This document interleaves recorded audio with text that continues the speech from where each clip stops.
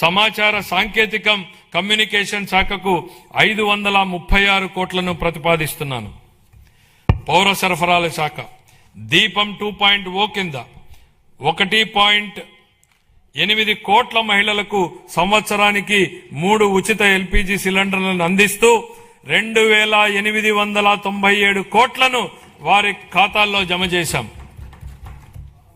ధాన్యం కొనుగోళ్లలో దేశానికే ఆదర్శంగా నిలిచాం.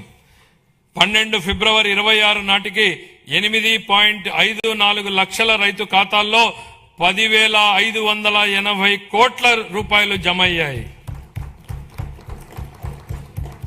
ఒకే రోజులో అంటే 24 గంటల్లోనే రికార్డు స్థాయిలో 99,740 కోట్ల నగదు వారి ఖాతాల్లోకి జమ చేయడం జరిగింది. అందులో 55% మొత్తాన్ని 8 గంటల్లో చెల్లించడం మా వేగం పారదర్శానికి నిదర్శనం. 26-27 ఆర్థిక సంవత్సరానికి పౌర సరఫరాల శాఖకు 3,821 కోట్ల రూపాయలను కేటాయింపును ప్రతిపాదిస్తున్నాను.